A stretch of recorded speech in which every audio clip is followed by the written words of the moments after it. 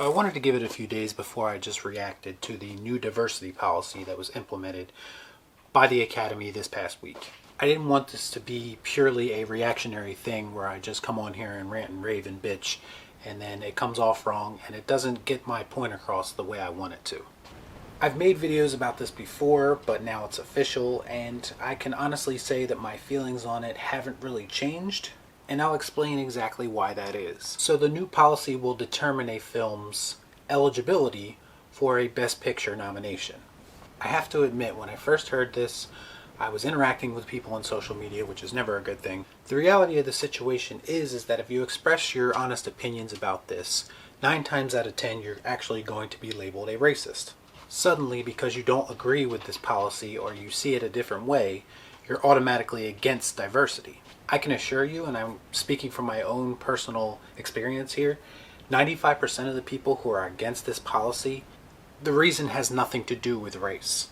I've covered the Oscars for the past 3 years on this channel, and I do it because I enjoy it. I love making that effort to watch movies that I normally wouldn't watch, and the Oscars gave me a reason to do that. And having a YouTube channel, I want to be well informed and I want to give honest opinions about those films. Plus, I like seeing people who put a lot of effort into what they do, into creating art, and I like seeing those people get rewarded for that effort. I am a firm believer in preserving the integrity of the art form. That is my main focus with this channel. In order for someone to win an Oscar, to me, it just means simply that you're on the top of your game, whether that be directing, acting, writing, cinematography, whatever the case may be. Or the film itself that you put out is just of the highest quality. That's what the Oscars is about to me. To make it about anything else, to me, strips the award of its credibility. So the question is, does this new policy actually place emphasis on diversity over creativity? If you've never watched this channel, I preach this all the time, but I'm a firm believer that modern entertainment has been programming audiences for years now to accept lesser quality entertainment. Possibly a subject for another video, but I'm going to make a connection here. But as it relates to the Oscars, under this new policy, you are going to be restricted in the stories you want to tell if you want to be considered for an Oscar. And before anyone jumps down my throat in the comments, I'm well aware that this diversity quota can be fulfilled behind the camera and it doesn't necessarily have to be in front of the camera with the cast. I think the issue is that we're setting a bad precedence.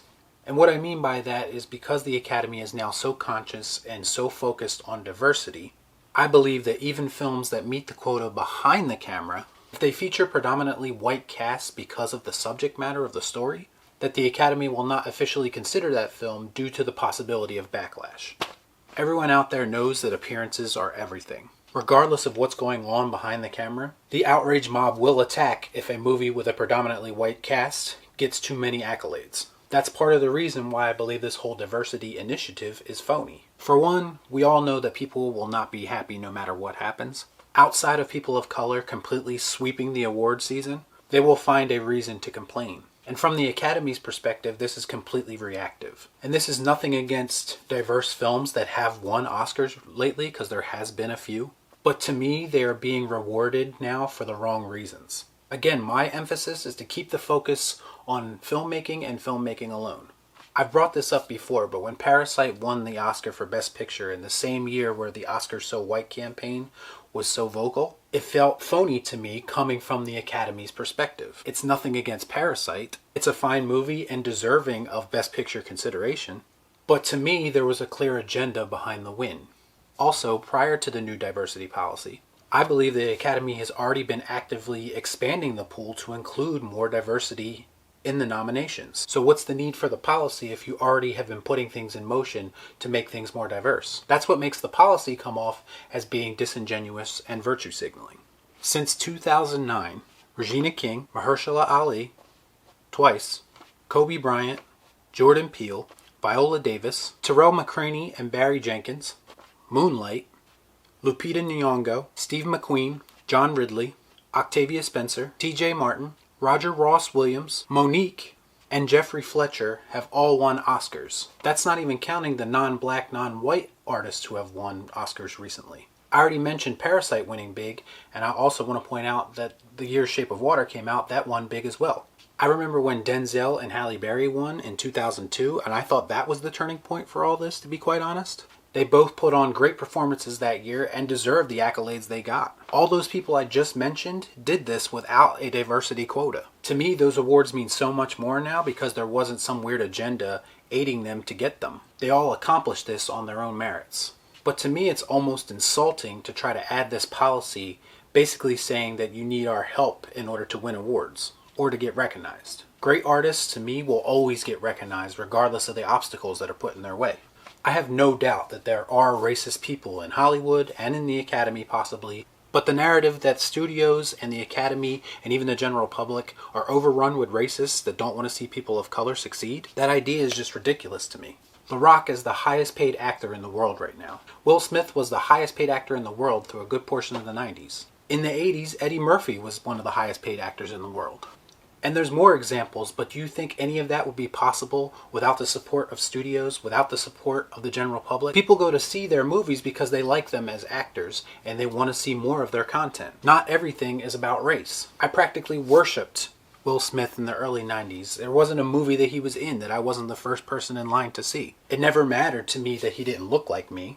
I think people have embraced this kind of weak concept of representation, and I just don't understand that at all.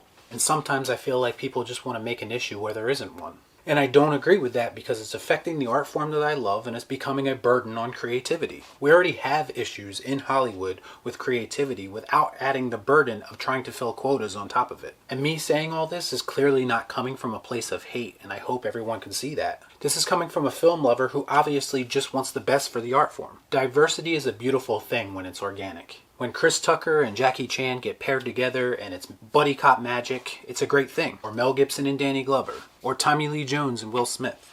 When you force diversity, not only is it a burden on creativity, but it's counterproductive to what you're actually trying to accomplish. That's not change to me. That's creating the illusion of change. We need to place emphasis on just people being allowed to be creative, regardless of what color they are. To come up with ideas and have them come to life without restrictions or distractions. That's what I want for films, and I think that's what we should all want as movie lovers. So I hope this didn't come off the wrong way, but it's just some things that I've been feeling, and to be honest, this is just ruining the credibility of the most prestigious award in film.